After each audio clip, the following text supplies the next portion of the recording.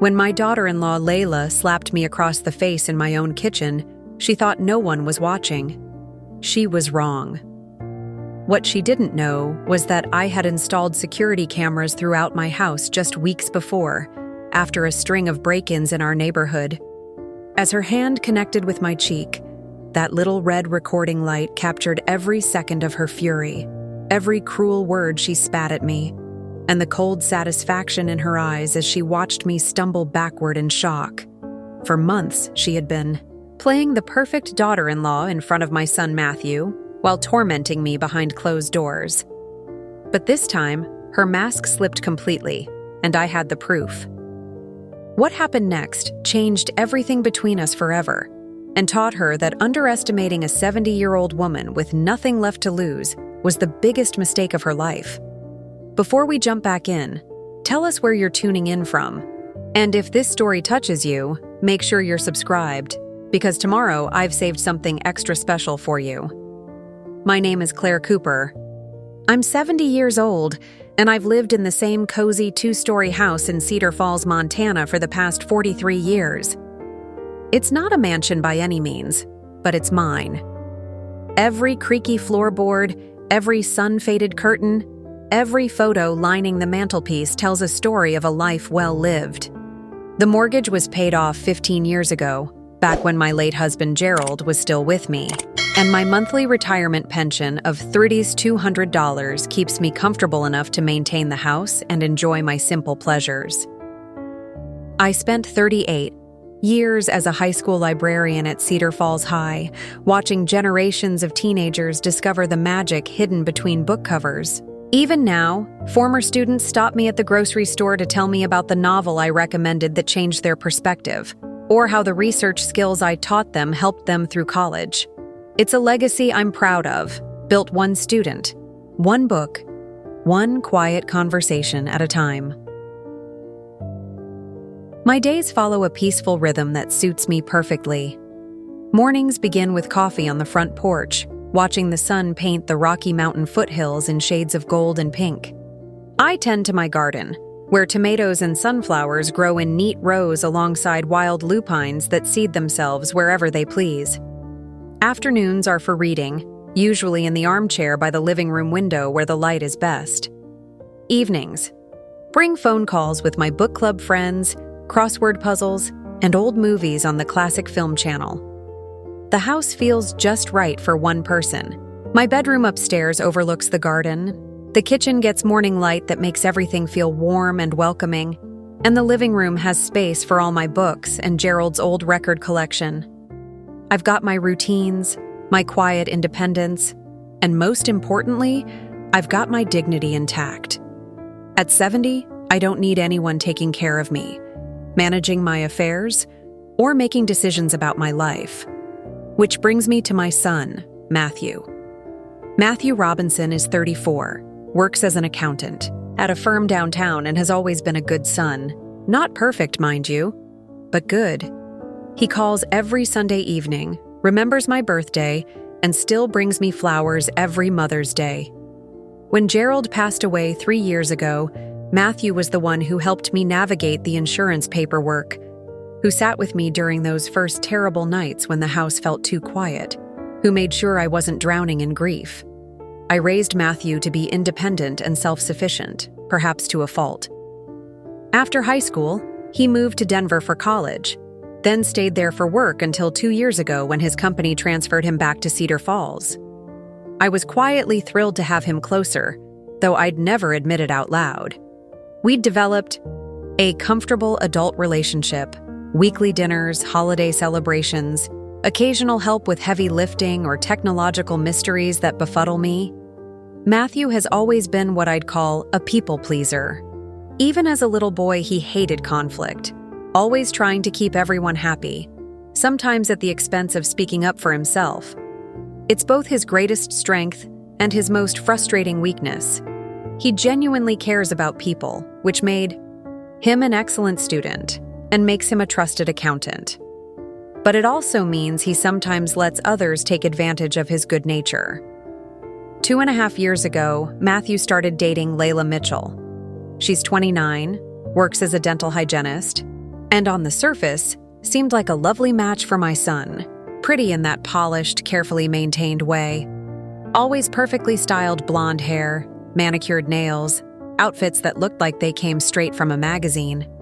She was charming during our first few meetings, asking thoughtful questions about my teaching career, complimenting my cooking, even bringing me a beautiful orchid as a housewarming gift when Matthew first brought her for dinner. I wanted to like her. I really did. Any woman who could make my son smile the way he did when he talked about her deserved a chance in my book. And initially, Layla seemed to be making a genuine effort to build a relationship with me. She'd ask about my garden, remember, details from previous conversations, even offered to help with dishes after family dinners. But there were small things, tiny inconsistencies that nagged at me.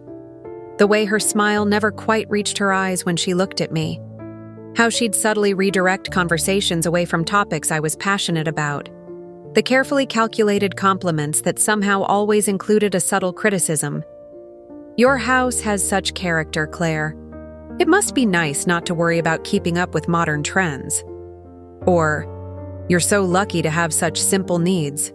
I could never live somewhere so quaint." Still, I chalked it up to normal adjustment period awkwardness. Building relationships takes time, and everyone shows affection differently. Matthew was happy, and that was what mattered most to me. Last spring, Matthew proposed, and Layla said yes. The engagement party was held at a fancy restaurant downtown, and I watched my son beam with pride as he introduced his fiancée to extended family and friends. Layla played the part perfectly, gracious, grateful, glowing with happiness. She hugged me tight when I congratulated her and called me the mother she'd always wished for.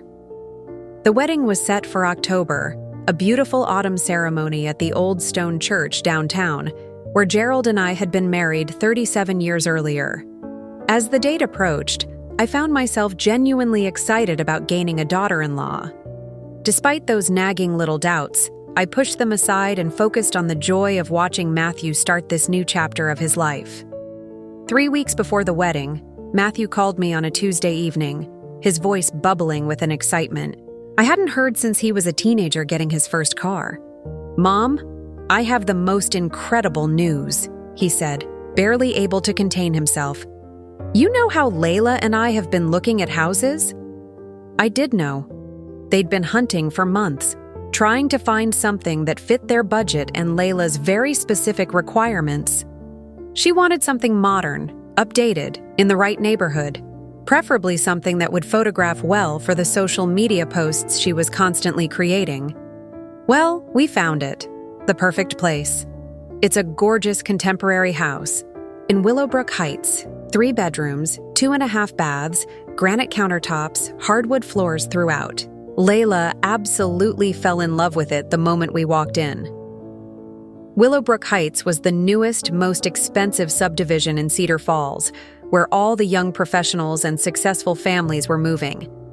The houses there started at around $450,000, well beyond what I would have expected a young accountant and dental hygienist to afford, even with dual incomes. "That sounds wonderful, honey," I said, though something in my stomach tightened. "I'm so happy you found something you both love."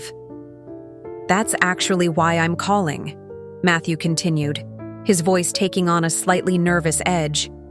"We're going to need some help with the down payment.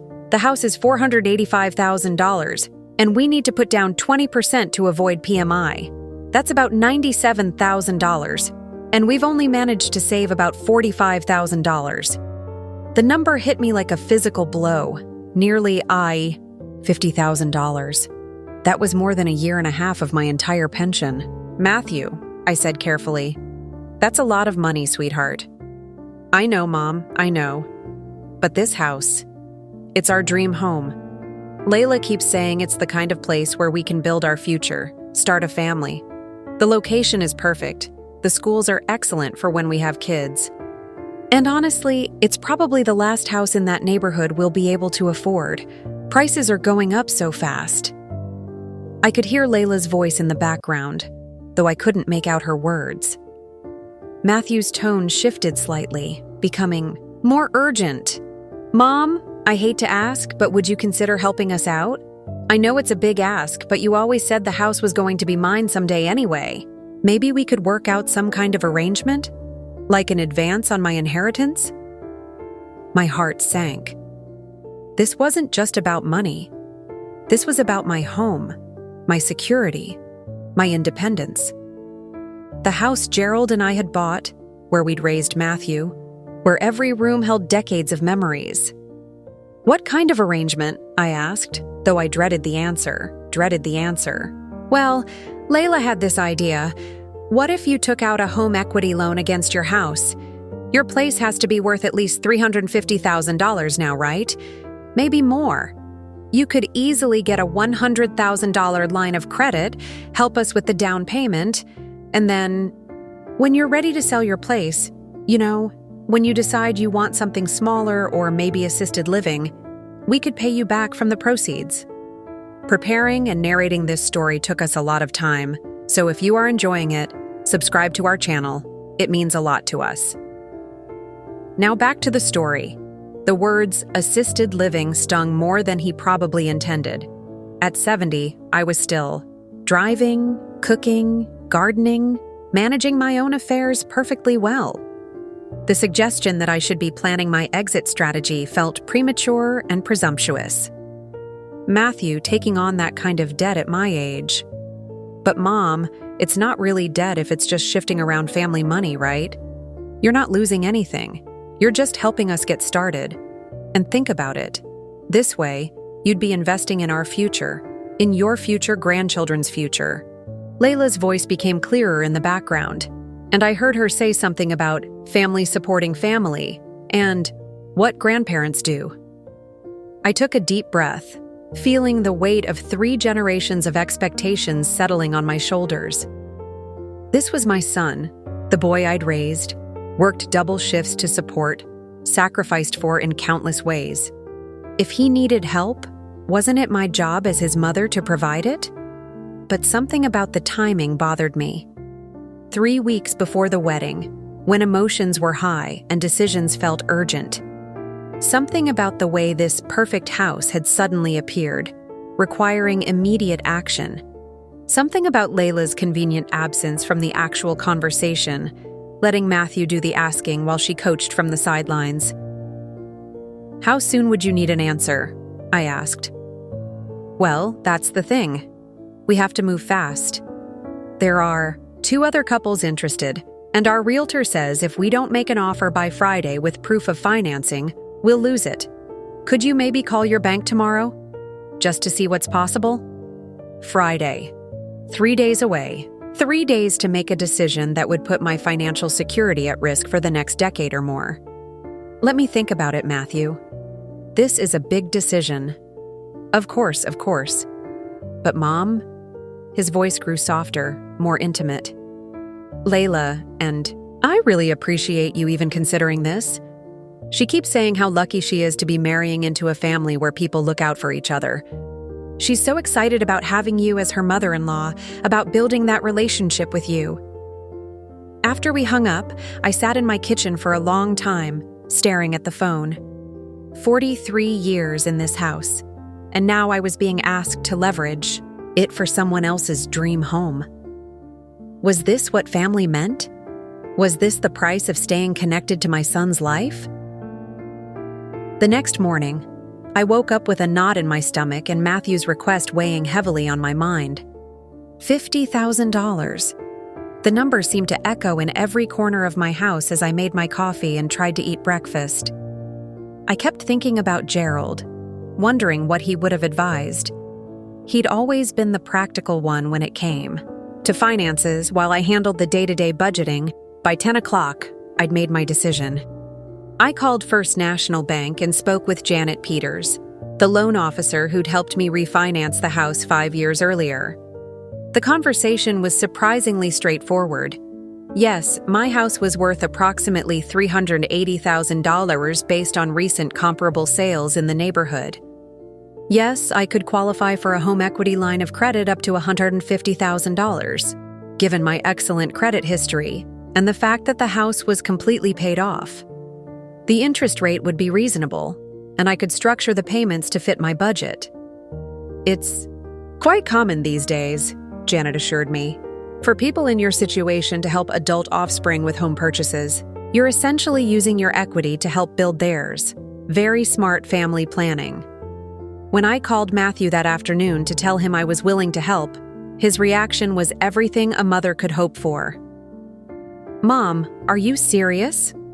Oh my God, I can't believe it! Layla, come here! Mom said yes!" I could hear celebration in the background. Layla's excited voice, what sounded like champagne corks popping. Matthew came back to the phone, his voice thick with emotion. "Mom, I don't know how to thank you. This changes everything for us. We can actually build the life we've been dreaming about." "I'm happy to help, sweetheart. That's what family does." "Layla wants to talk to you," he said. And before I could respond, she was on the line. "Claire, oh my goodness, I'm literally crying right now." Layla's voice was breathy with excitement and what sounded like genuine gratitude. "I can't believe how generous you're being. Matthew is so lucky to have a mother like you. We both are." For the first time since I'd known her, Layla's enthusiasm felt completely authentic. There was no hidden edge, no careful calculation in her tone, just pure, overwhelming joy. "I've been so nervous about this house," she continued. "It's everything we've ever wanted, and I was terrified we were going to lose it. But you've made our dreams possible. I promise you, Claire, we're going to make you so proud. This is going to be the perfect home for our family." "I'm sure it will be beautiful," I said, surprised by how warm her gratitude made me feel. "You have to come see it. Actually, would you like to come with us to the final walkthrough tomorrow? I'd love to show you around, get your opinion on some things. You have such good taste, and honestly, I could use some decorating advice from someone with experience." The invitation caught me off guard. In the 2.5 years I'd known Layla, she'd never asked for my opinion on anything, never suggested we spend time together without Matthew as a buffer. But her voice was so enthusiastic, so inclusive, that I found myself saying yes before I'd really thought it through. "Perfect! We'll pick you up at 2 o'clock. This is going to be so much fun." The next afternoon, Matthew and Layla arrived at my house right on time, both dressed up and glowing with excitement. Layla had brought a small gift bag for me, expensive, hand lotion and a beautiful silk scarf. "Just a little thank you," she said, giving me a hug that felt warmer than any physical contact we'd ever shared.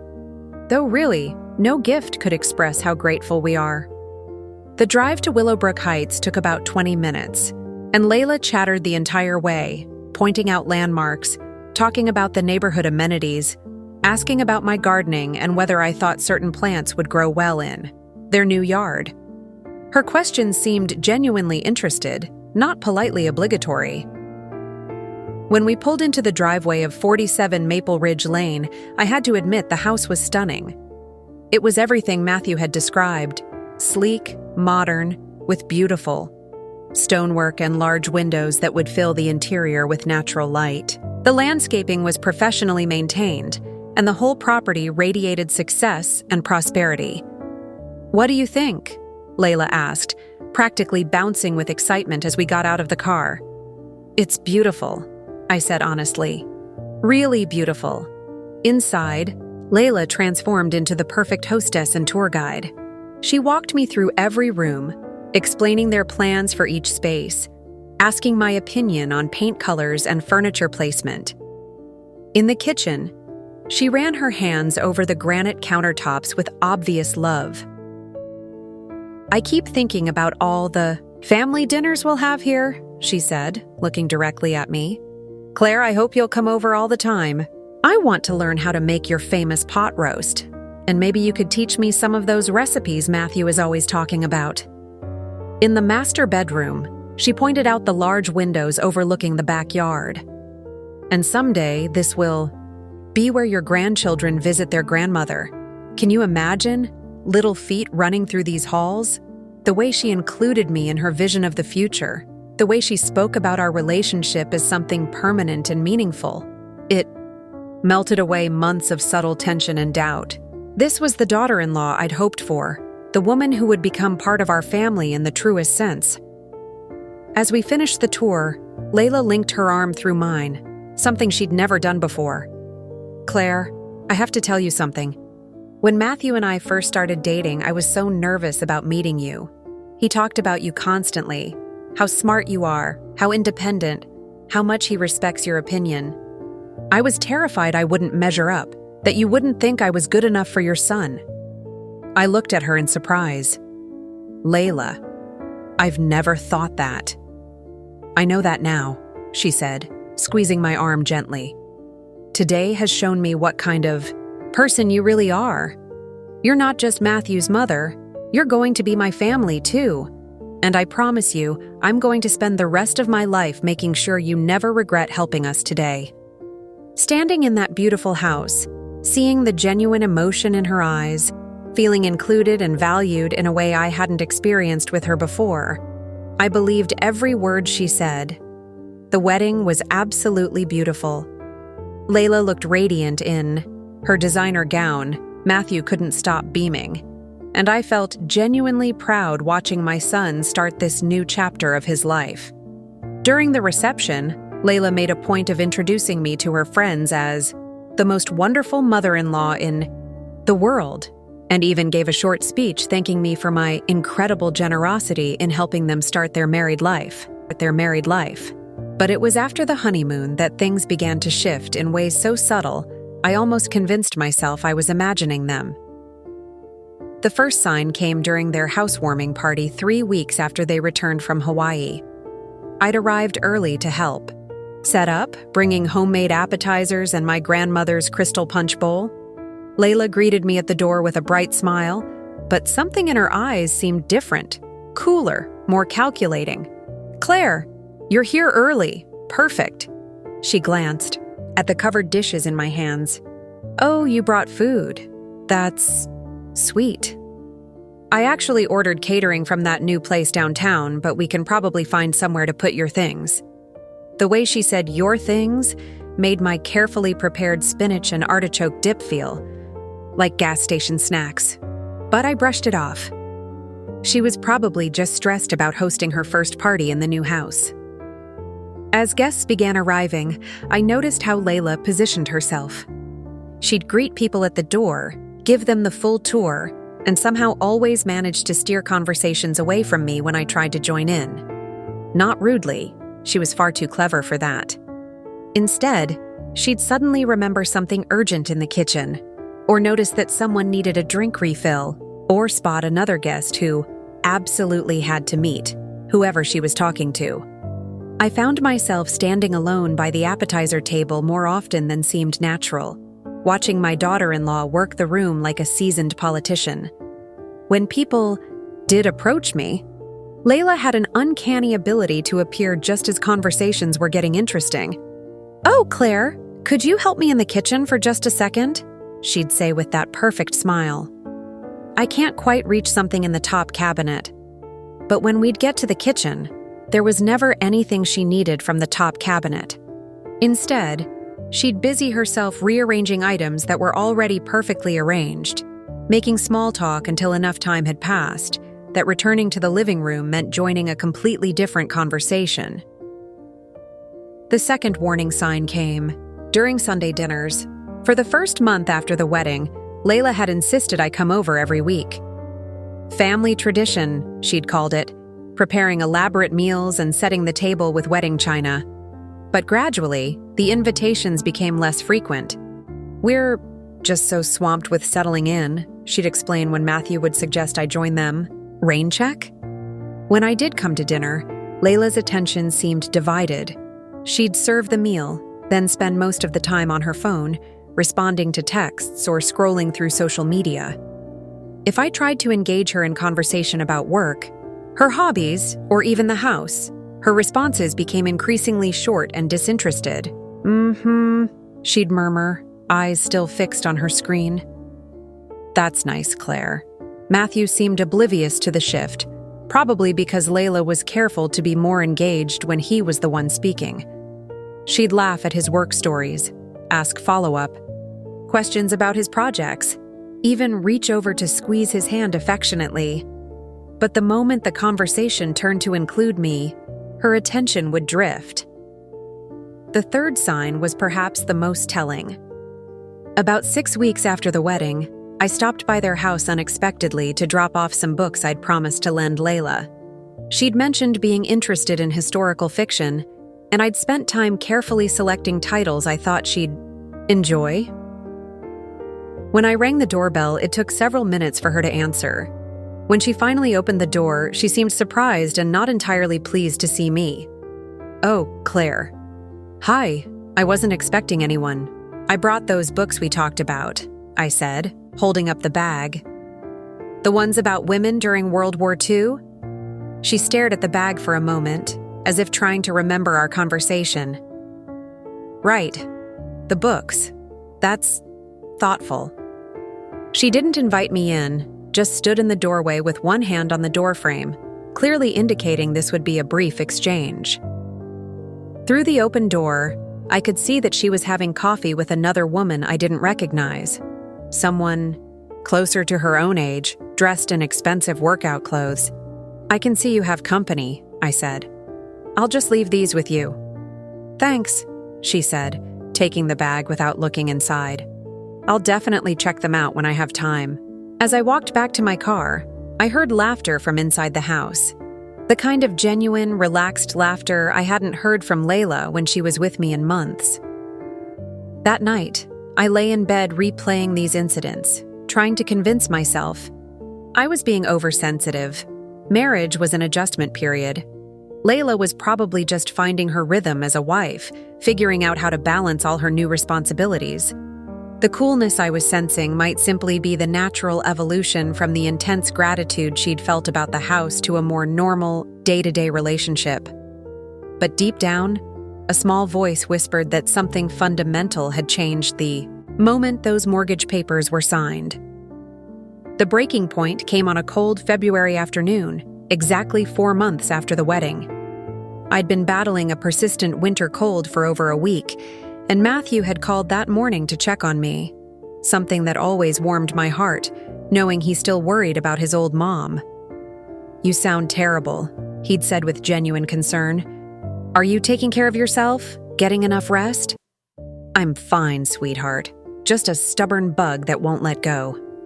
"You know what? I'm going to pick up some of that soup you like from Romano's Deli and bring it over after work. And maybe some of those dinner rolls you always got me when I was sick as a kid." The thoughtfulness nearly brought me to tears. "Matthew, you don't need to do that." "Yes, I do. That's what family does, right? Besides, Layla's working late tonight. Anyway, so I've got time."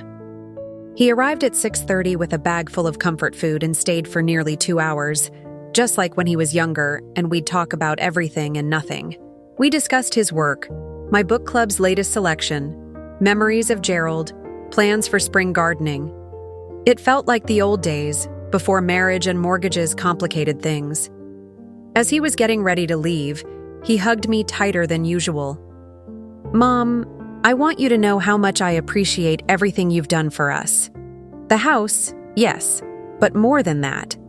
The way you've welcomed Layla into the family made her feel loved. She mentions it all the time, how lucky she feels to have you. As a mother-in-law." I smiled, though something twisted uncomfortably in my chest. "She mentions it? Constantly.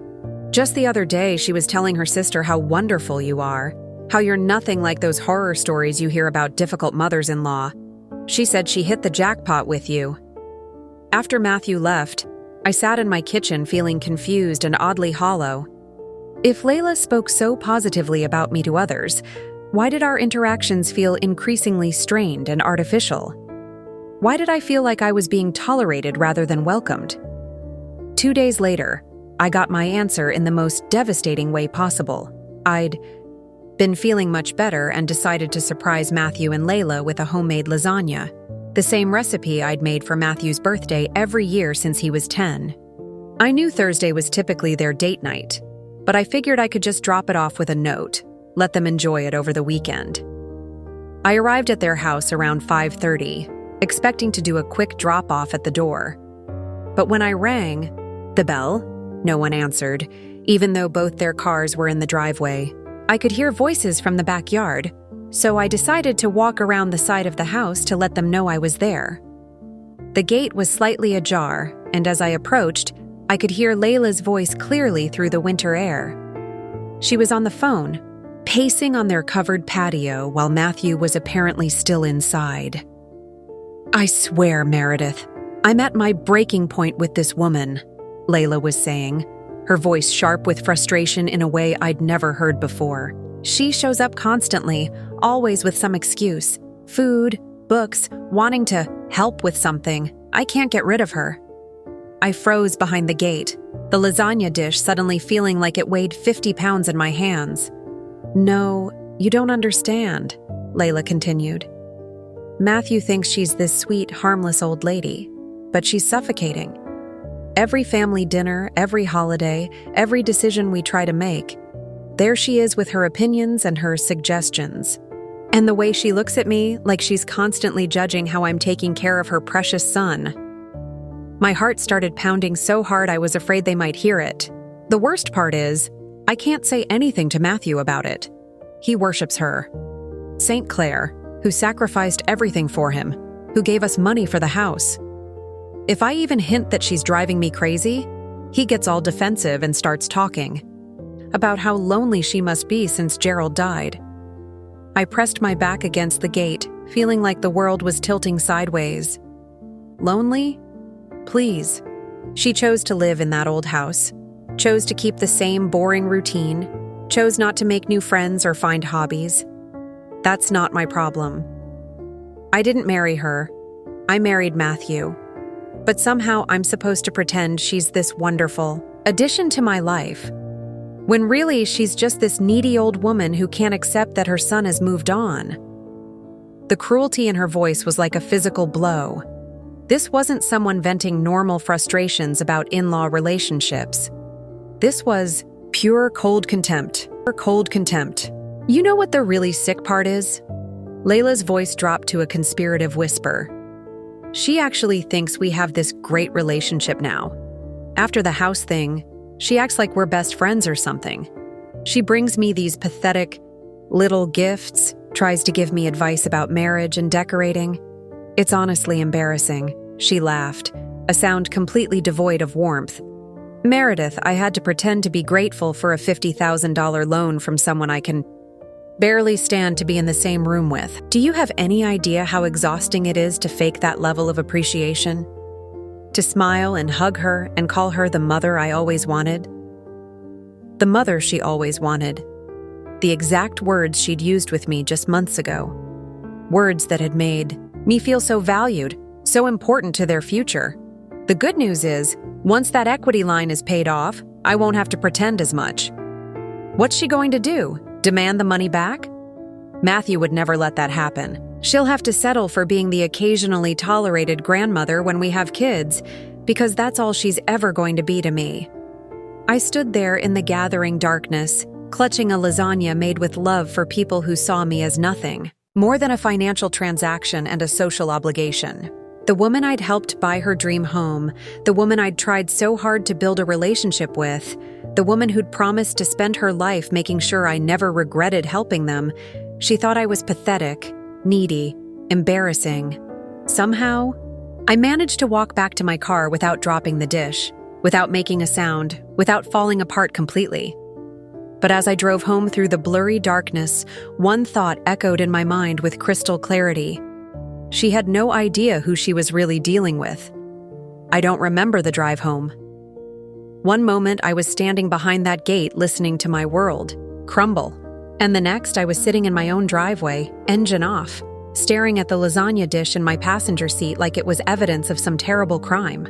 The same lasagna I'd made with such care, seasoning the meat sauce with love and memories, layering each noodle with the hope that maybe, finally, Layla and I could build something real together. Now it felt like a monument to my own stupidity. Sat there for 20 minutes, maybe longer, watching the steam fog up my windshield as the February cold seeped through the car windows. My hands were shaking, not from the temperature, but from something deeper, rawer. It was the kind of trembling that comes when your entire understanding of reality gets yanked out from under you. The worst part wasn't even the cruelty of her words, though they cut deep enough. It was the calculated nature of it all. The way she'd played me, studied me, figured out exactly what buttons to push to get what she wanted. The vulnerable confession about being nervous to meet me, the arm linking during the house tour, the promises about learning my recipes and hosting family dinners, the gifts, the hugs, the carefully timed compliments. It had all been performance, every single moment of it. I'd been a mark. A lonely old woman with equity in her house and love in her heart, too naive to see that I was being conned by someone young enough to be my own daughter. When I finally made it inside, I set the lasagna on the kitchen counter and stood there, staring at it, feeling more alone than I had since the day Gerald died. At least when he passed, the grief was clean, honest. This felt dirty, contaminated by deception and my own willful blindness. I thought about calling Matthew, telling him what I'd heard, but even as the impulse formed, I knew it was useless. Layla was right about one thing. He did worship me, but he was also completely infatuated with his wife. If I told him what she'd really said, what she really thought, it would force him to choose between believing his mother or his new bride. And given that his bride was young, beautiful, and sharing his bed every night, I had no illusions about which way that choice would go. He'd rationalize it, find excuses for her, maybe even convince himself that I'd misunderstood what I'd heard, that my loneliness was making me paranoid and oversensitive. Worse yet, if I pushed too hard, I might lose him entirely. Layla was clearly smart enough to position herself as the victim if I became the accusatory mother-in-law trying to poison their marriage. I walked through my house like a stranger, seeing it through new eyes. The family photos on the mantelpiece, the careful decorating Gerald and I had done together, the garden visible through the kitchen window, all of it suddenly felt like props in someone else's play. This wasn't my sanctuary anymore. It was collateral, equity to be leveraged, a financial asset that someone else was counting on inheriting. That night, I didn't sleep. I lay in bed replaying every interaction I'd had with Layla over the past 2.5 years, analyzing each moment with this new, terrible clarity. The backhanded compliments that I'd dismissed as awkwardness, the way she'd steered conversations, away from topics I cared about. The gradual reduction in dinner invitations, the increasing coldness, the subtle but persistent message that I was tolerated but not wanted. It had all been there. Every red flag, every warning sign, every instinct that told me something was wrong. But I'd ignored it all because I'd wanted so desperately to believe that my son had found someone who would love him, and by extension, love the family that had shaped him. The next few days passed in a strange, dissociated haze. Matthew called twice to check on my cold, and both times I found myself studying his voice for signs that he knew what kind of person he'd married. But there was nothing, just genuine concern and the same warmth he'd always shown me. Either he was completely oblivious to his wife's true nature, or he was a much better actor than I'd ever given him credit for. On Saturday, 3 days after the revelation, Layla called me directly. The sound of her name on my caller ID made my stomach lurch, but I answered on the 4th ring, curious to see what performance she'd deliver now. Claire, hi, how are you feeling? Matthew said you've been fighting off some kind of bug.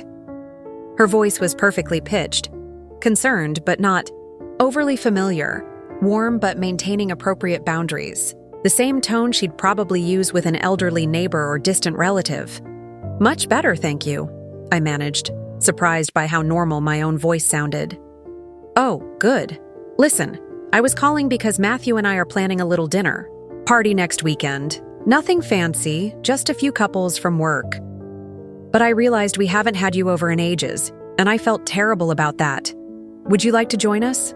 I'm making that salmon recipe I saw you bookmark on Facebook." The invitation hit me like a slap. Here she was, extending exactly the kind of gesture I'd been hoping for. But now I knew it was motivated by guilt or obligation rather than genuine desire for my company. Worse, she was doing it in such a way that if I declined, I'd look like the antisocial one, the difficult mother-in-law who couldn't be bothered to maintain family relationships. "That sounds lovely," I heard myself say. "What can I bring?" "Oh, you don't need to bring anything. Just yourself. It'll be so nice to have the whole family represented."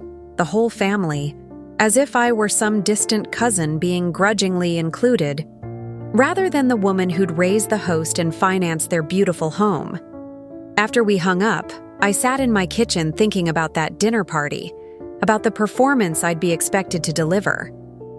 I'd have to smile and make small talk with Layla's work friends, pretend to be the cherished mother-in-law, play my role in the happy family tableau she wanted to present.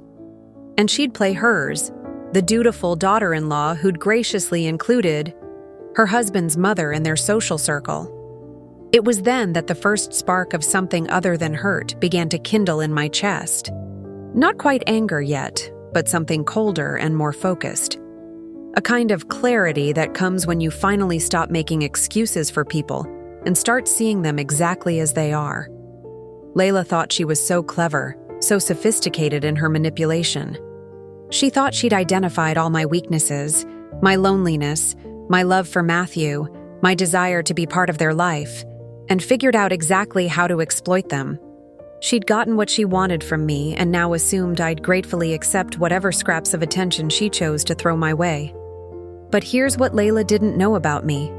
I hadn't survived 38 years in public education by being naive or easily manipulated.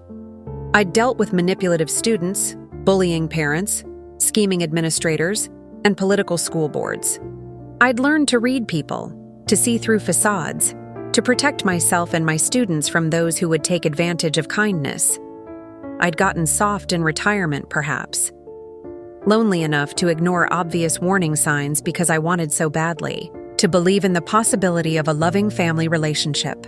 But that softness, that willful blindness, it was a choice I'd made, not a fundamental weakness in my character, and I could choose differently.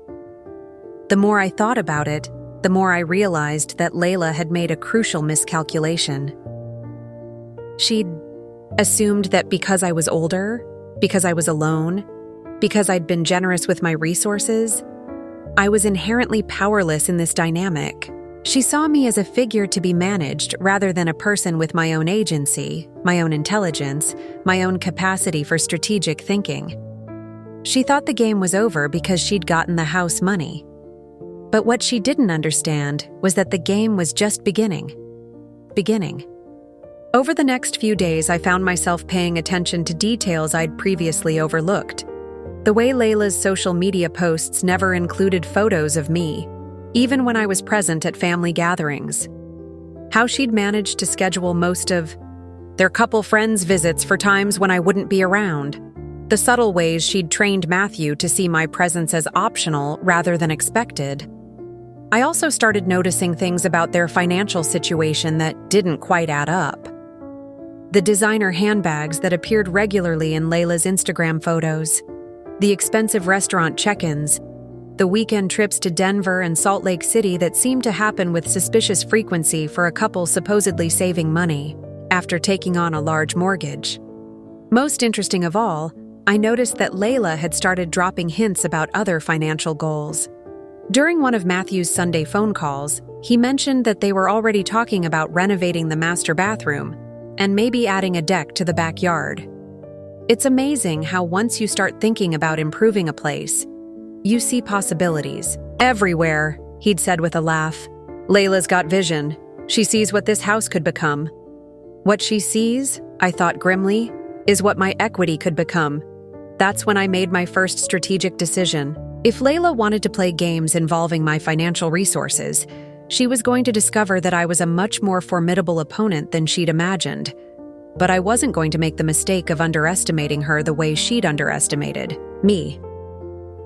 This was going to require patience, planning, and perfect timing. Most importantly, it was going to require that I continue playing my assigned role, the grateful, slightly clueless mother-in-law who was just happy to be included, while I figured out exactly how much rope to give her before she hanged herself. With it, I started by doing something I hadn't done in years. I got angry. Not the explosive, destructive kind of anger that burns hot and burns out quickly, but the cold, methodical anger that builds slowly and burns for a very long time.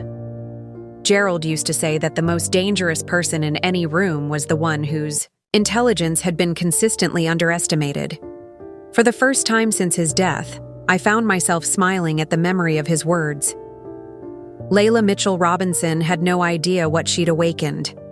The dinner party Layla had invited me to was scheduled for the following Saturday, which gave me exactly 1 week to decide how I wanted to handle this new reality. 1 week to transform from the naive, lonely mother-in-law she thought she'd successfully manipulated into someone who could match her game for game. I spent Monday morning doing something I hadn't done since Gerald's death. I sat down with all my financial documents and took a comprehensive look at my actual position, not the simplified version I usually gave when people asked how I was managing, the real numbers, the complete picture. What I found was both sobering and empowering. The home equity line of credit I'd taken out for Matthew and Layla's house was structured as a 10-year loan with monthly payments of $547. Combined with my other modest expenses, it left me with about $400 in discretionary income each month, tight but manageable for someone with simple needs and no desire for an extravagant lifestyle. But here's what Layla didn't know, what Matthew didn't know, what I'd never told anyone. Gerald had been incredibly smart about our retirement planning.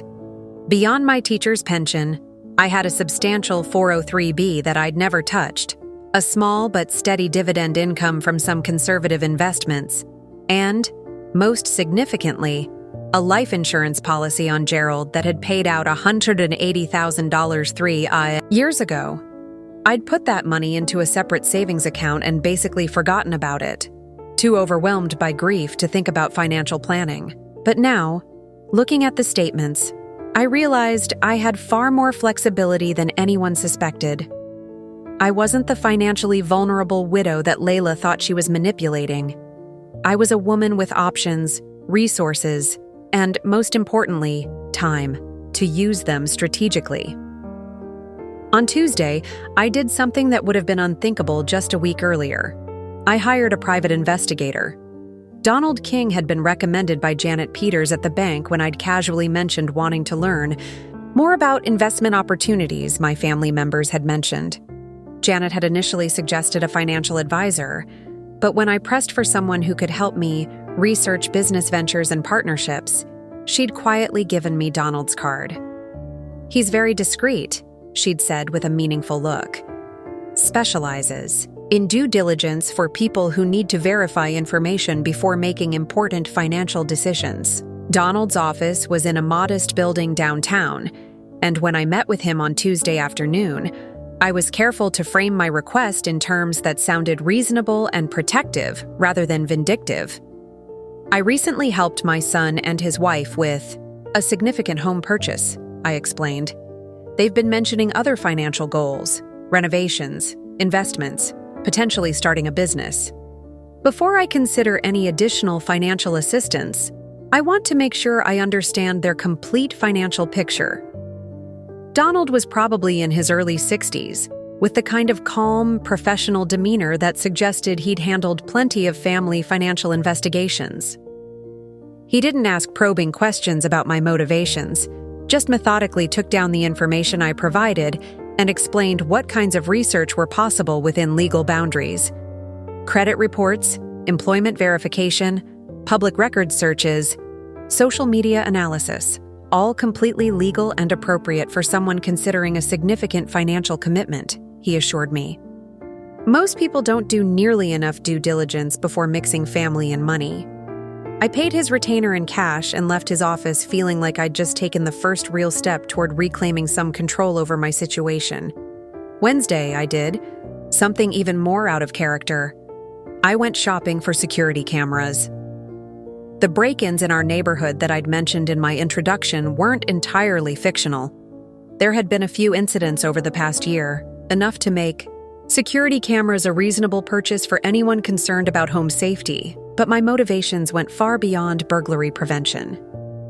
The young man at the electronics store was incredibly helpful, walking me through various systems and explaining the differences between basic recording devices and more sophisticated setups. With remote monitoring capabilities, I ended up purchasing a comprehensive system with cameras for the front door, back door, kitchen, living room, and my home office. The great thing about this system, the salesman explained as he wrote up the order, is that everything's stored in the cloud, so even if someone damaged the cameras, you'd still have all your footage, and you can monitor everything from your phone or computer in real time. Perfect, I thought. Absolutely perfect. The installation was scheduled for Friday morning, which would give me just enough time to test everything before Saturday's dinner party. Because I had a feeling that my interactions with Layla were about to become very different, and I wanted documentation of every word, every expression, every moment of whatever was coming next. Thursday brought an unexpected phone call that crystallized my new resolve in ways I hadn't anticipated. Claire, it's me. Matthew's voice sounded strained when I answered the phone around 2 o'clock. I'm calling from work, but I wanted to give you a heads up about something. My heart rate immediately picked up.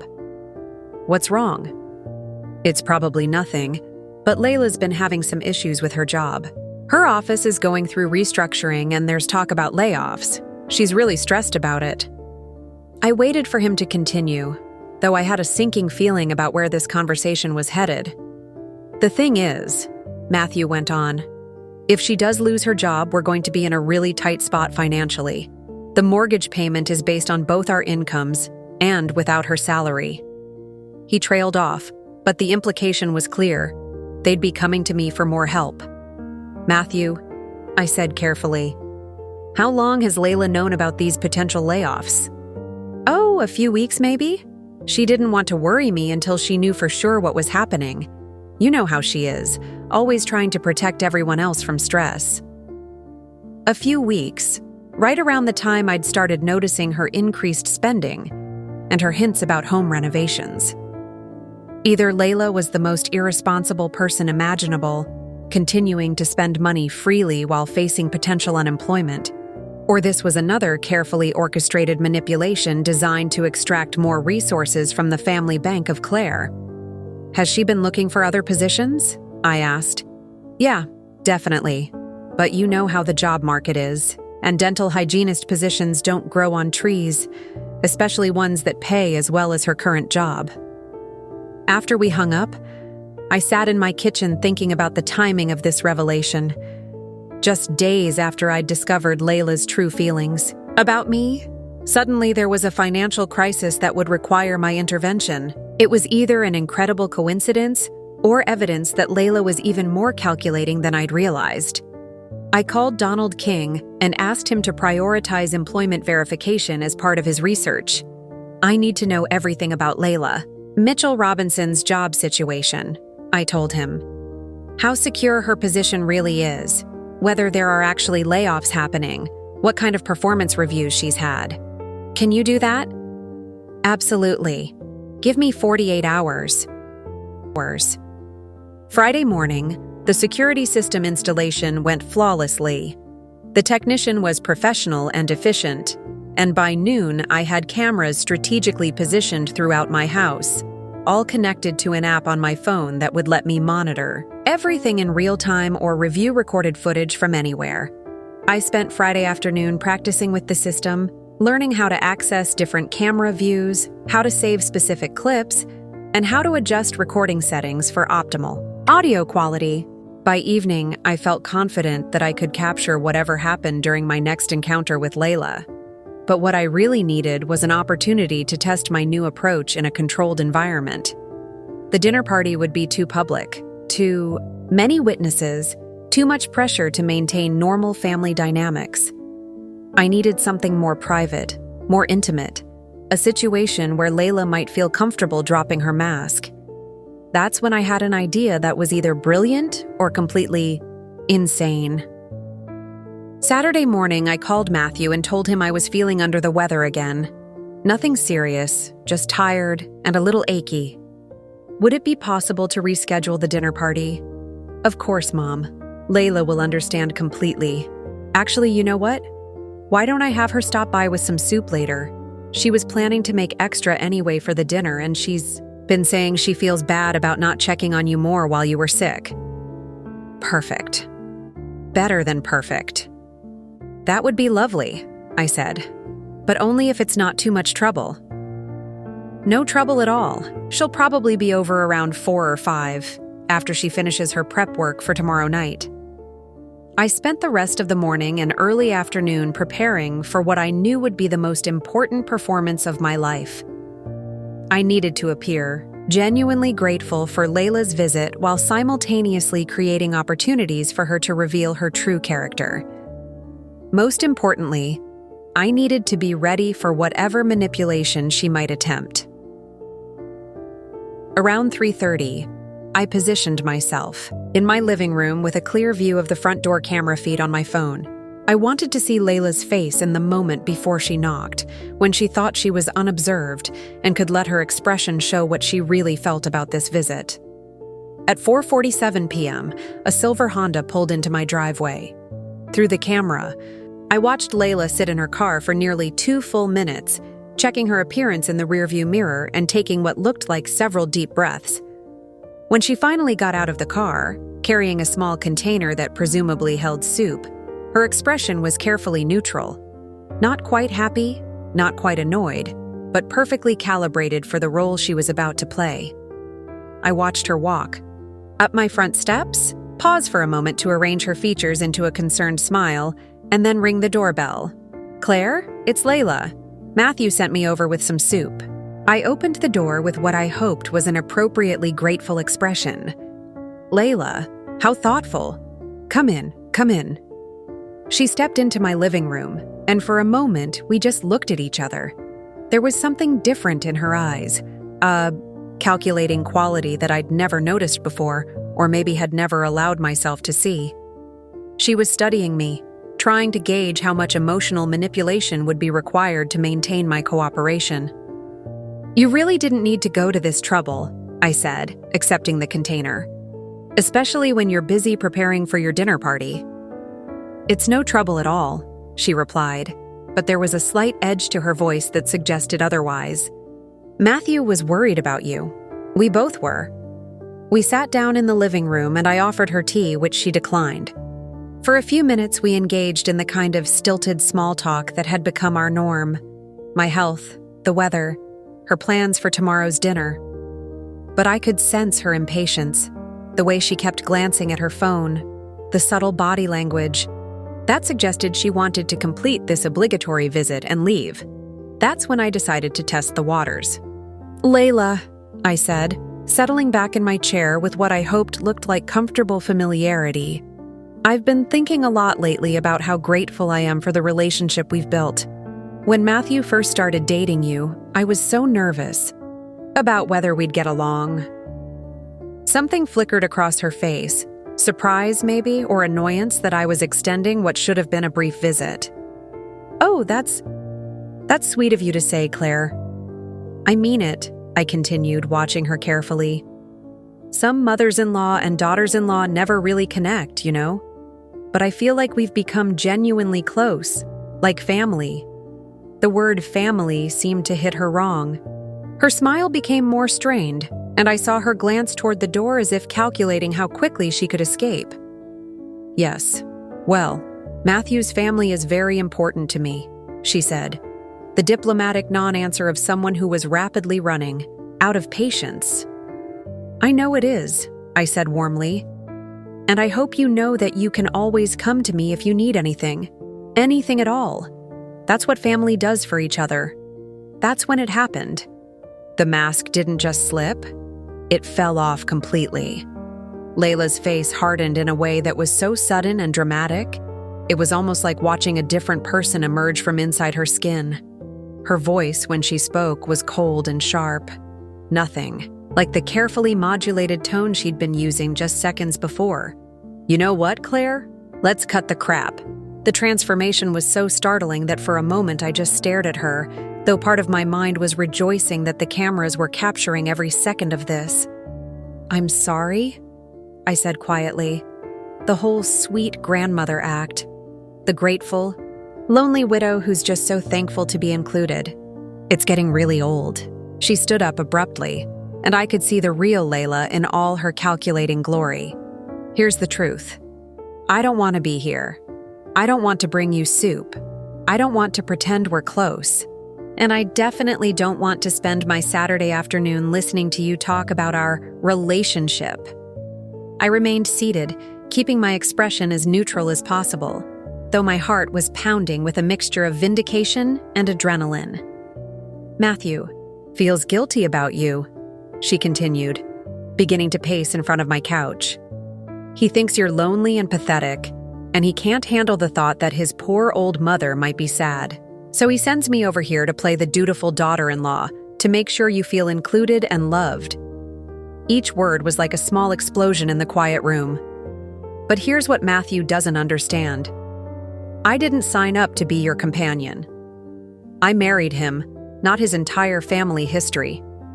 And I'm not going to spend the next 20 years of my life pretending to care about your opinions, your cooking, or your boring stories about students from 30 years ago. She stopped pacing and turned to face me directly. "So let's make a deal? You stop expecting me to be your new best friend, and I'll stop pretending to enjoy these little visits. We can be polite at family functions, exchange gifts at Christmas, and call it good. But this fantasy you have about us being close, it's never going to happen." The room fell silent except for the steady tick of Gerald's old clock on the mantelpiece.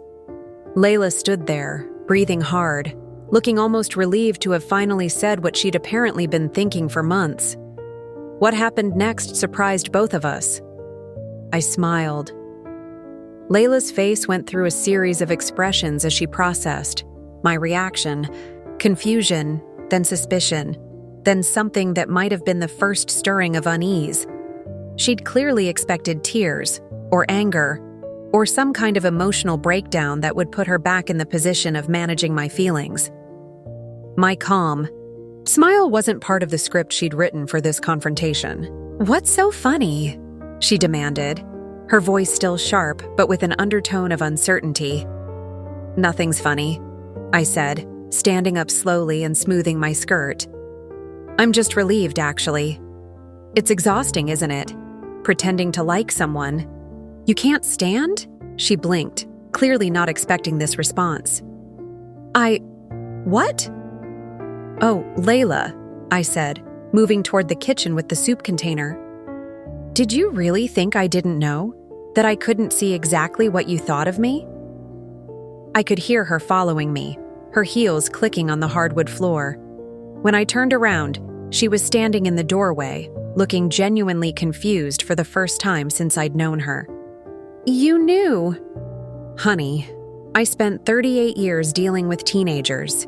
Do you think I can't recognize fake enthusiasm when I see it?" I opened the soup container and sniffed appreciatively. "This does smell wonderful, by the way.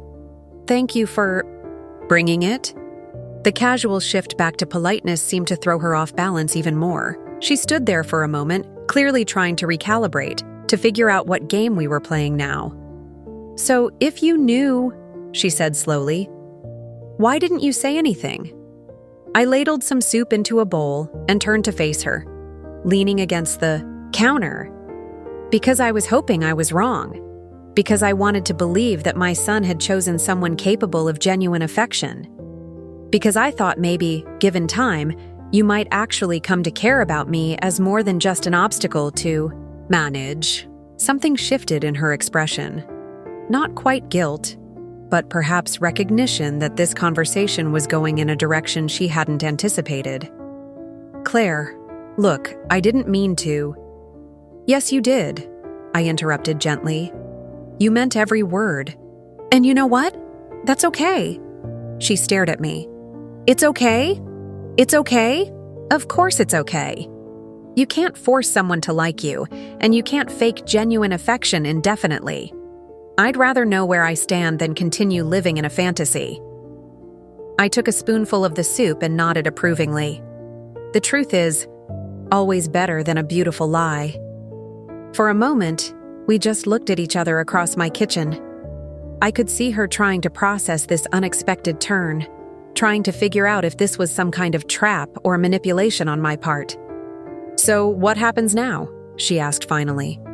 Now? Now we both stop wasting energy on performances neither of us enjoys. I set down the spoon and gave her what I hoped was a reassuring smile. You don't have to pretend to care about my opinions or my stories. You don't have to visit me out of duty or bring me soup when I'm sick. And I'll stop trying to build a relationship that clearly makes you uncomfortable. Relief flickered across her face, followed immediately by suspicion. Just like that? Just like that? We'll be polite at family functions, exchange pleasantries, maintain civility for Matthew's sake. But we don't have to be friends. She nodded slowly, though she still looked like she was waiting for the other shoe to drop. And you won't tell Matthew about this conversation. Why would I? What purpose would that serve? I rinsed my bowl in the sink, keeping my movements casual and unthreatening. Matthew loves you, and he loves me. There's no reason to make him choose sides or feel guilty about either relationship. That seemed to be exactly what she wanted to hear. Her posture relaxed, and for the first time since she'd dropped her mask, she looked genuinely at ease. No, she said. This is actually much better. More honest. I think so, too. She gathered her purse and moved toward the front door, pausing in the living room. So we're good? No drama, no guilt trips, no passive-aggressive comments at family. Dinners? We're good, I confirmed, walking her to the door. Thank you again for the soup. It was very thoughtful. As I watched her drive away, I felt a satisfaction deeper than anything I'd experienced in months. Not because I'd won some kind of victory, but because I'd finally seen the real Layla, and more importantly, I had it all on video. That evening, I spent 2 hours reviewing the footage from our conversation. The cameras had captured everything, her transformation from fake concern to cold hostility, every cruel word, every calculated expression. But more than that, they'd captured something else. The moment when she realized she'd revealed too much and tried to backtrack, and my careful maneuvering to make her feel safe in her honesty. On Sunday morning, Donald King called with his preliminary research results. Mrs. Cooper, I have some interesting information about Mrs. Robinson's employment situation. I settled into my home office chair with a cup of coffee, ready to take notes. According to my sources at her dental practice, there have been no layoffs, no restructuring, and no discussions about job cuts. In fact, the practice is expanding. They're looking to hire additional hygienists to handle increased patient volume. I wasn't surprised, but hearing it confirmed still sent a cold spike of anger through me.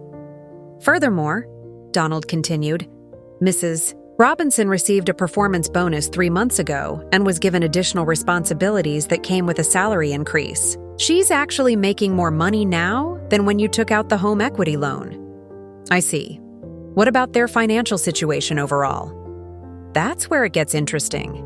Based on public records and credit reports, they're carrying significant credit card debt, approximately $47,000 across multiple accounts.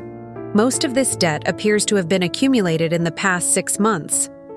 I thought about all those expensive restaurant posts on social media, the designer handbags, the weekend trips. They're also currently shopping for a new vehicle.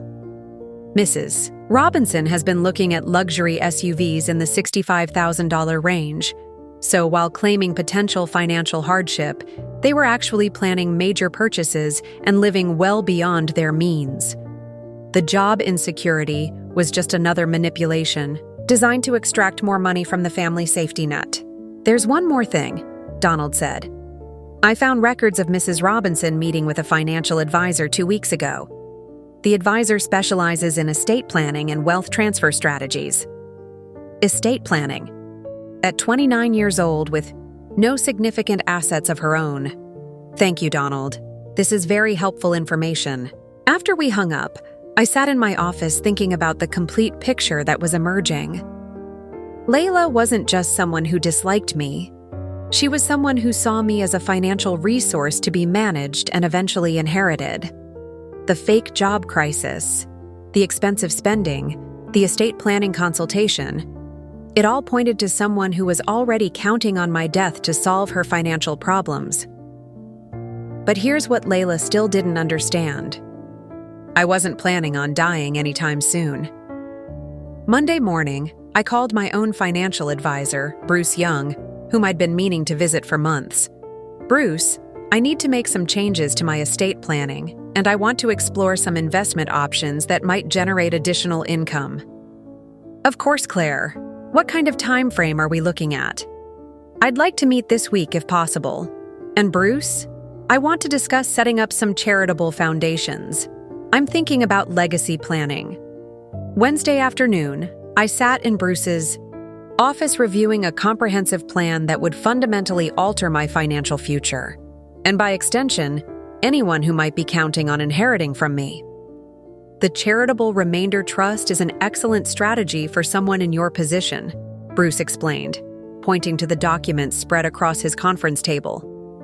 You can donate assets to the trust, receive annual payments for the rest of your life, and designate charitable beneficiaries to receive the remainder after your death. And this would reduce the value of my estate significantly? Dramatically.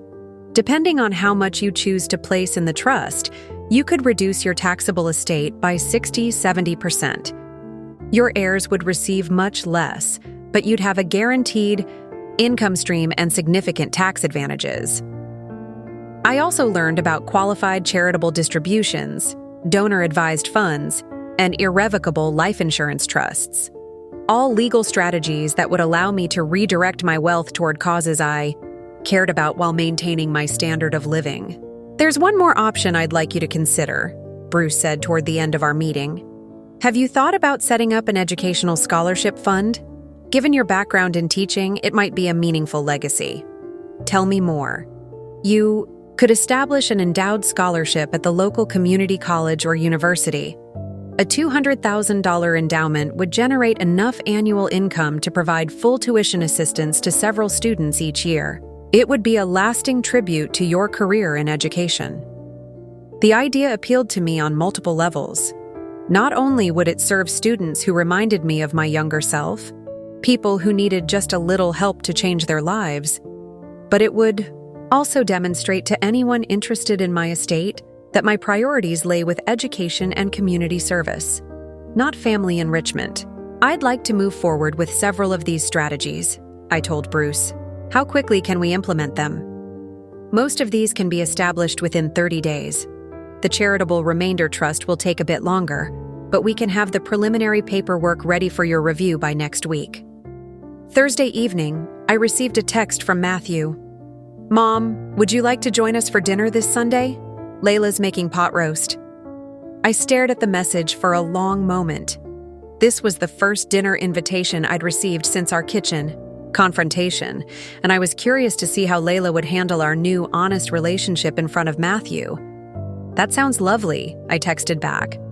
What time should I be there? Aisle 30. And Mom? Thanks for being so understanding about everything. Layla mentioned you two had a really good talk the other day. I'm sure she did, I thought, smiling as I typed my response. Looking forward to it. Sunday dinner was a fascinating exercise in psychological theater. Layla was perfectly pleasant, not effusive or overly warm, but appropriately polite. She asked about my week, complimented my sweater, and served me generous portions without the slightly resentful edge that had characterized her previous hosting efforts. To Matthew, it probably looked like we'd finally found our rhythm as family members.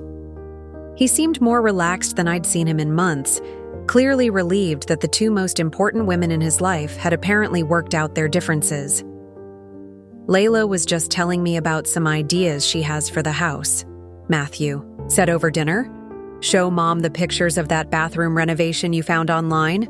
Layla pulled out her phone and showed me photos of a luxurious master bathroom with marble countertops, a soaking tub, and a walk-in shower with multiple heads. It's just inspiration for someday, she said with what sounded like genuine modesty, when we're in a better financial position. It's beautiful, I said truthfully. What would something like that cost? Oh, probably $30,000 for a full renovation, Matthew answered. But like Layla said, it's just dreaming for now, especially with the uncertainty about her job situation. I nodded sympathetically, maintaining my expression of concern even as I mentally noted this latest fiction. According to Donald's research, not only was Layla's job secure, but she'd recently received both a bonus and a raise. Well, I said carefully, I hope everything works out with the work situation. These things have a way of resolving themselves. Actually, Layla said, I should know more in the next week or two. My supervisor is supposed to make some announcements about staffing.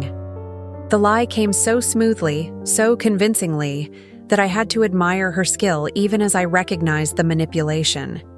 She was already laying the groundwork for her next financial appeal, building the narrative that would justify asking for more help.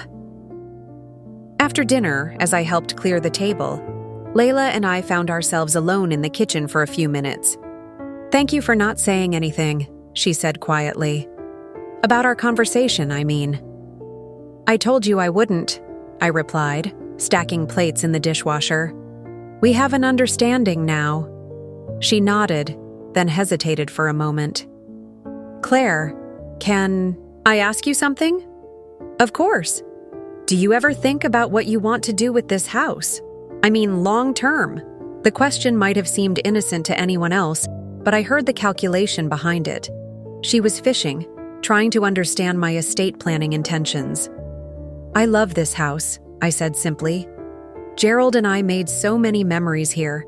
I can't imagine living anywhere else. No, of course not. I just meant, eventually. You know, when you're ready for something smaller? Or if you ever need assisted care or... She trailed off, but the implication was clear. She wanted to know when I might be willing to sell and what would happen to the proceeds. Oh, I'm planning to live here until I die, I said cheerfully. And then who knows? Maybe I'll leave it to the Historical Society or turn it into a museum. Gerald always said it had good bones. The look that flashed across her face was worth 1,000 words.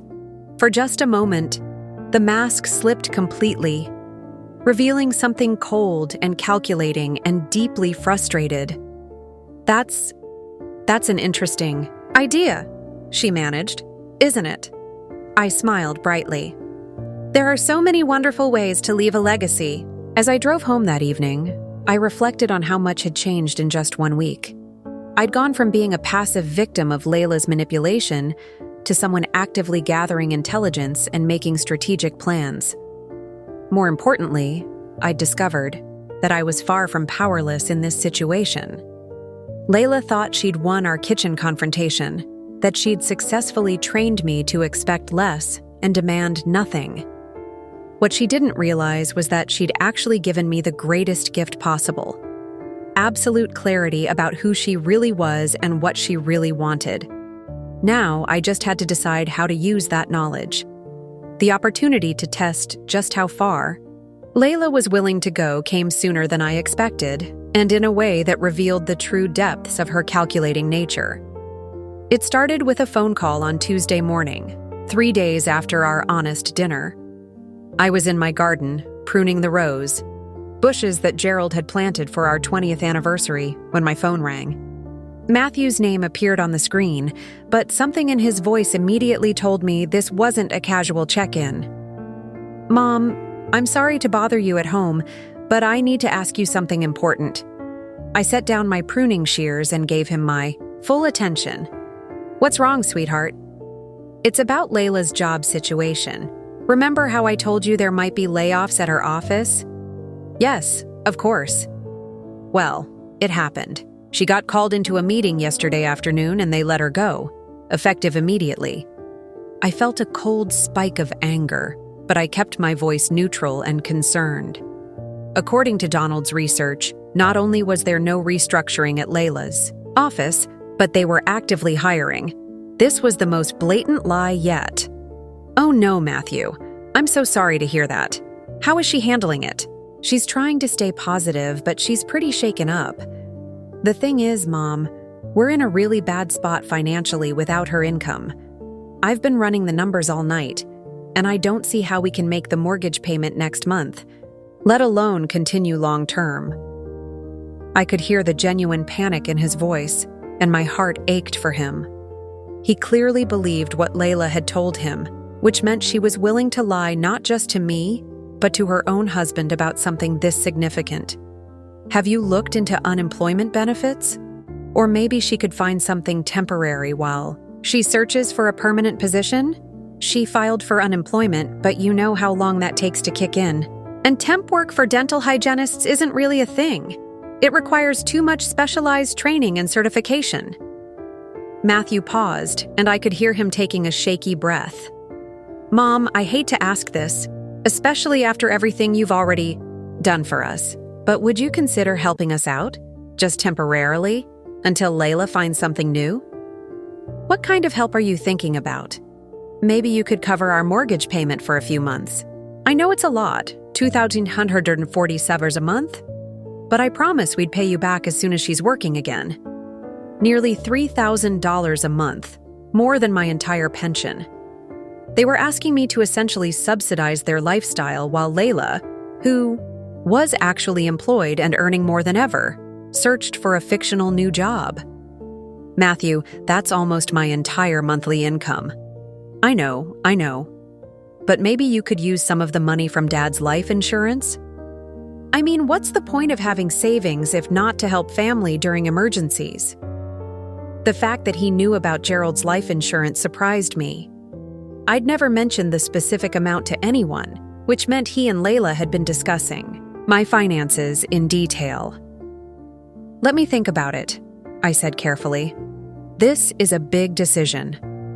Of course. But Mom, we really need to know soon. Our next payment is due in 2 weeks.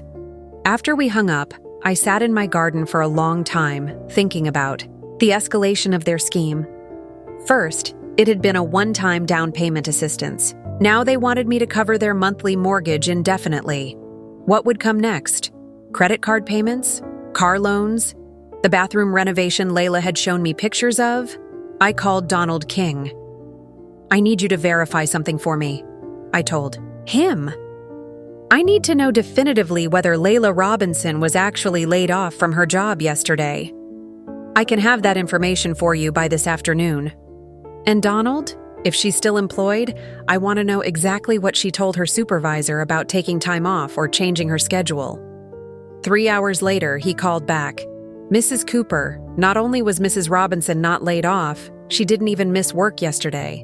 According to the office manager I spoke with, she worked a full day and has appointments scheduled through the end of the month. I closed my eyes, feeling the full weight of the deception. What about time off requests or schedule changes? Nothing. On file. But here's something interesting. She did ask about the possibility of reducing her hours to part-time status. She told her supervisor she was considering going back to school and wanted to free up time for classes. Going back to school. Another lie. Another manipulation designed to explain reduced income and increased expenses. There's one more thing, Donald continued. I did some additional research on their spending patterns.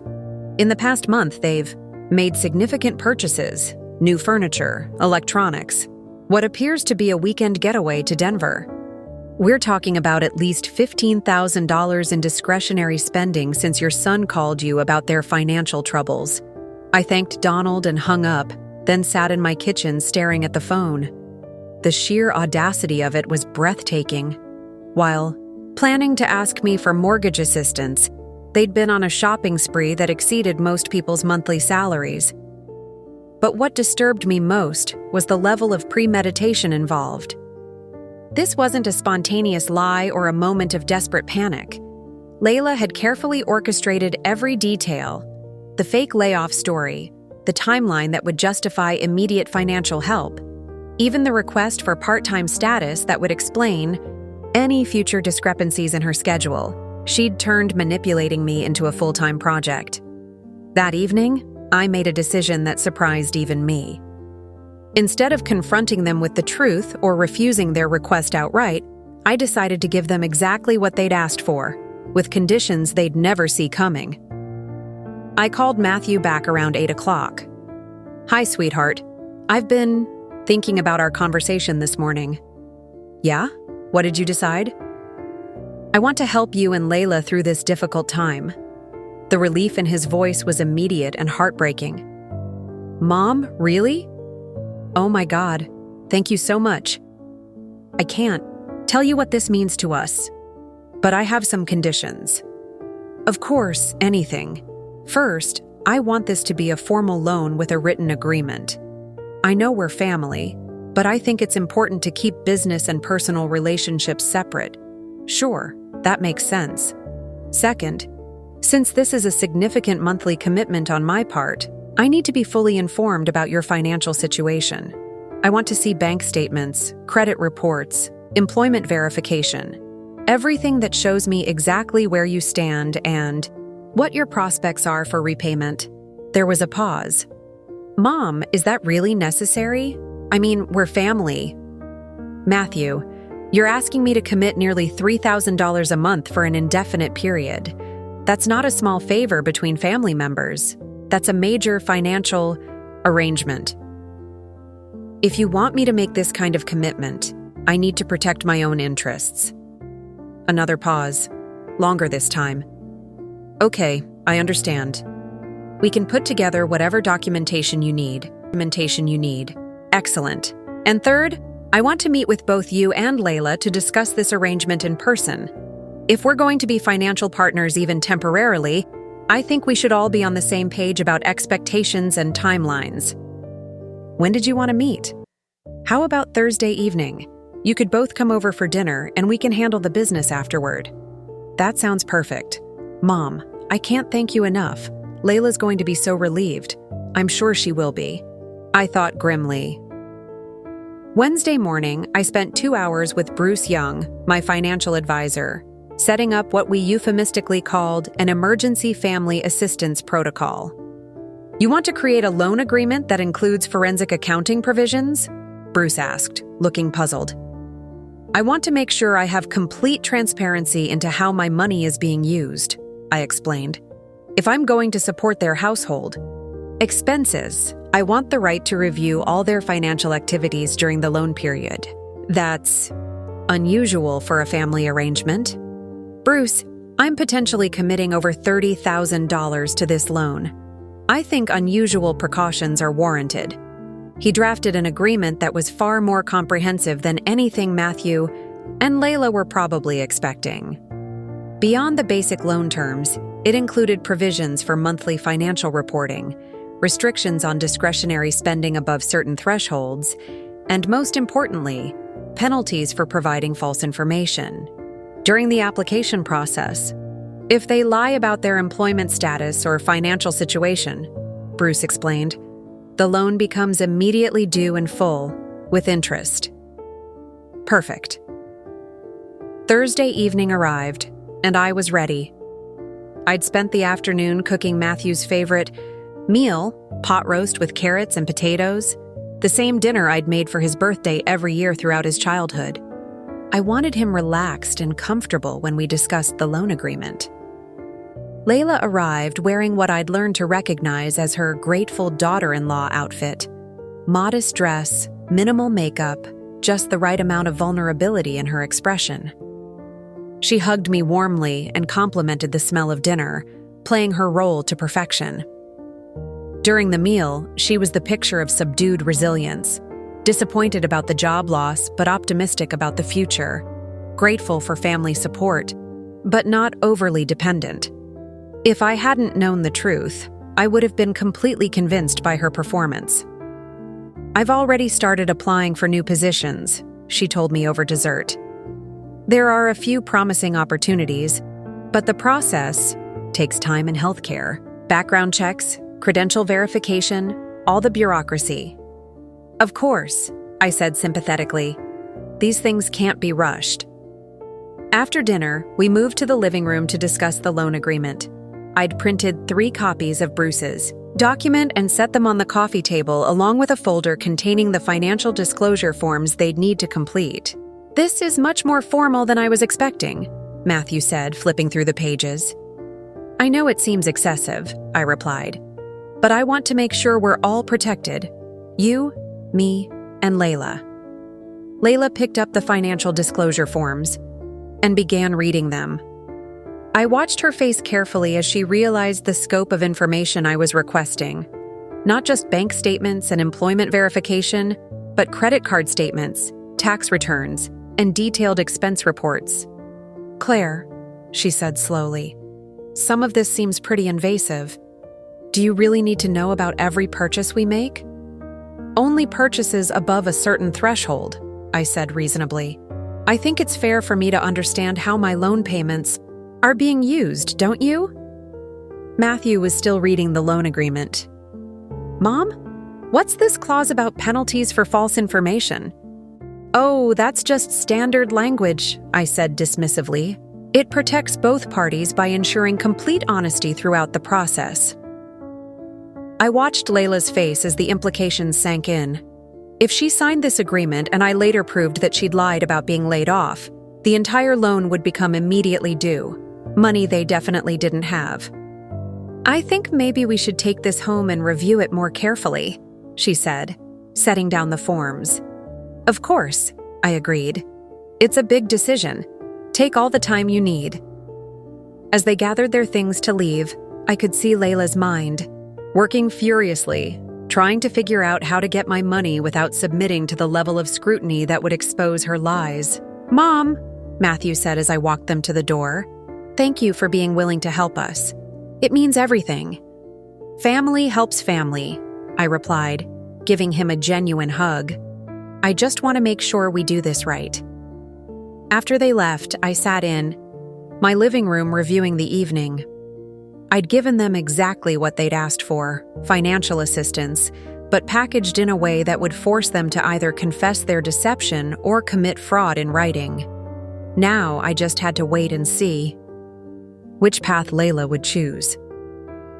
3 days passed without a word from Matthew or Layla about the loan agreement. On Sunday, I texted Matthew to ask if they'd had a chance to review the paperwork and received a brief response that they were still looking everything over with a fine-tooth comb. By Wednesday, I knew they were struggling with their options. The loan agreement had created an impossible situation for Layla. She couldn't provide the required employment verification without exposing her lies, but she couldn't abandon the scheme without losing access to what she saw as easy money. That's when she decided to try a different approach. Thursday afternoon, I was in my kitchen preparing lunch when the doorbell rang. Through the front door camera, I could see Layla standing on my porch, alone. She was dressed more casually than usual, and something in her posture suggested this wasn't a planned visit. "Layla," I said, opening the door with a smile. "What a nice surprise. Come in." "Hi, Claire. I hope you don't mind me stopping by without calling. I was in the neighborhood and thought maybe we could talk." "Of course. Would you like some tea?" "That would be lovely." As I prepared the tea, I could sense her nervous energy. She kept fidgeting with her purse strap and looking around the kitchen as if seeing it for the first time. When we sat down at the kitchen table, she seemed to be gathering her courage for something. "Claire, I wanted to talk to you about the loan agreement." "Oh? Have you and Matthew finished reviewing it?" "Well, that's the thing." She wrapped her hands around her tea cup, not drinking from it. "Some of those requirements seem pretty excessive for a family loan. I mean, we're not strangers applying for a bank mortgage." I nodded thoughtfully. "I understand it might seem formal, But I think it's important to be clear about expectations when family and money mix. But requiring employment verification, monthly financial reports, it feels like you don't trust us. There was a slight edge to her voice that hadn't been there during our previous honest conversations. The mask was starting to slip again. It's not about trust, I said gently. It's about being responsible with my resources. $30,000 is a significant amount of money for someone on a fixed income. I know, and we're so grateful that you're willing to help. She paused, then leaned forward slightly. But Claire, I have to ask, is all this really necessary? I mean, couldn't we just handle this the way families usually do? Maybe a simple handshake agreement, something based on trust rather than all. This legal paperwork? I could see exactly where this was headed. She wanted the money without the accountability, the benefit, without the scrutiny that would expose her deception. Layla, I've lived long enough to learn that the best way to preserve family relationships is to be crystal clear about financial arrangements. When expectations are fuzzy, that's when problems arise. Her smile became more strained. But we're not going to have problems. We're family. Of course we are, which is why I want to make sure this loan doesn't create any tension or misunderstandings. Down the road. She was quiet for a moment, staring into her teacup. When she looked up, there was something different in her eyes, a hardness that reminded me of our kitchen confrontation the previous month. You know, Claire, I'm starting to wonder if you actually want to help us at all. The accusation hung in the air between us. I could feel the conversation shifting, moving towards something more confrontational. What do you mean? I mean, if someone really wants to help their family, they don't bury them in paperwork and bureaucracy. They just help. Her voice was getting sharper, more aggressive. Unless, of course, they're looking for excuses not to help. I kept my expression neutral, though internally I was fascinated by this new strategy. When manipulation hadn't worked, when deception had become too risky, she was defaulting to accusation and guilt. Layla, I offered to provide exactly what you and Matthew asked for. No, you offered to turn our family emergency into some kind of business transaction. There's a difference. She stood up abruptly, beginning to pace around my kitchen. You know what I think? I think you never intended to actually give us this loan. I think you wanted to make us jump through impossible hoops so you could feel generous about offering help while making sure we could never actually accept it. The projection was breathtaking. She was accusing me of manipulation while in the middle of attempting to manipulate me. That's not true, Layla. Isn't it? Employment verification when you know perfectly well that I just lost my job? Financial reports when you know we're struggling? It's like you're setting us up to fail. She stopped pacing and turned to face me directly, her expression hard and angry. And another thing. I'm sick of pretending this is all normal. You're Matthew's mother, not our business partner. You should want to help us because you love your son, not because we can prove we deserve it on paper. I could see her building toward something, working herself into a state of righteous indignation that would justify whatever she was planning to do next. Matthew worships you, she continued, her voice rising. He thinks you're this wonderful, generous woman who'd do anything for her family. But I see what you really are, a bitter old woman who uses money to control people. The words stung, even though I knew they were calculated to hurt. But what fascinated me was how completely she'd abandoned any pretense of maintaining our relationship. The mask wasn't just slipping, she was ripping it off entirely. You resent that Matthew has a life beyond you, she went on. You can't stand that he chose me, that he's building something that doesn't revolve around your needs and your approval. So you try to sabotage it with your conditions and your contracts and your ridiculous demands. She was breathing hard now, her face flushed with anger that seemed both genuine and performed. You want to know the truth? We don't need your help. We'll figure out our own way through this crisis. and we'll do it without your strings attached and your passive-aggressive control games." I remained seated, keeping my voice calm and level.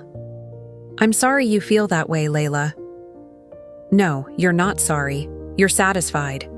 This is exactly what you wanted. An excuse to say no while making us look like the unreasonable ones." She moved, closer to where I was sitting, her posture becoming more aggressive. "Well, congratulations, Claire. You've successfully proven that your love for your son comes with terms and conditions. I hope that makes you feel good about yourself." What happened next shocked both of us. In her fury, or perhaps because she'd calculated that she had nothing left to lose, Layla raised her hand and slapped me hard across the face. The sound echoed through my kitchen like a gunshot. For a moment, we both just stared at each other, her with a mixture of satisfaction and horror at what she'd done, me with my hand instinctively moving to my stinging cheek. "You bitter, manipulative old witch," she said, her voice low and venomous. "No wonder Gerald died young. Living with you probably killed him." The cruelty of that comment, bringing my dead husband into her tantrum, hit harder than the physical blow. But even as tears sprang to my eyes, part of my mind was registering the significance of what had just happened. She had assaulted me in my own home. "On camera." "Get out," I said quietly. "Gladly." She grabbed her purse and headed for the door, then turned back one more time. "And when Matthew asks why this loan fell through, I'm going to tell him exactly what kind of person his precious mother really is." After she left, I sat in my kitchen for a long time, touching my cheek where her hand had connected. The physical pain was minor. Layla wasn't particularly strong, and adrenaline was already dulling the sting. But the emotional impact was more significant. She'd revealed something truly ugly in herself, something that went beyond mere manipulation into actual cruelty. More importantly, she'd just handed me the ultimate evidence of her true character. Pulled out my phone and accessed the security camera footage. There it was, crystal clear. Layla's verbal assault, her accusations, and most damning of all, the moment when she struck me. Her face was clearly visible, her words audible, the violence unmistakable. For the first time since this whole ordeal began, I smiled without any reservation. Layla had finally shown her true colors, and I had it all on video. I didn't have to wait long to see how Layla planned to spin our confrontation. That evening, Matthew called, his voice tight with confusion and hurt. "Mom, what happened between you and Layla today?" I took a deep breath, knowing this conversation would determine the future of every relationship that mattered to me. "What did she tell you?" "She said you two had an argument about the loan. She's really upset, Mom. She says you accused her of lying about losing her job and called her manipulative and dishonest." The audacity was breathtaking, but not surprising. Layla was flipping the script, making herself the victim of my supposed accusations. "Matthew," I said carefully, "did she mention anything else about our conversation?" "She said you made it clear that you don't trust her and don't want her in the family. She's talking about us not coming to family dinners anymore, about keeping distance between you and our future children." My heart ached for my son. He was caught in the middle of something he didn't understand, being fed lies by someone he loved and trusted. But I also knew that this moment would define everything moving forward. "Matthew, I need you to come over tomorrow evening. Alone. There are some things we need to discuss." "Mom, if this is about Layla, it's about the truth. Can you do that for me? Just give me 1 hour to show you some things, and then you can make your own decisions about everything." There was a long pause. "Okay, I'll be there around 7. The next 24 hours were the longest of my life. I spent them preparing for a conversation I'd never wanted to have, organizing evidence I'd never wanted to collect, getting ready to potentially destroy my son's marriage to save his future. When Matthew arrived Friday evening, he looked exhausted and stressed.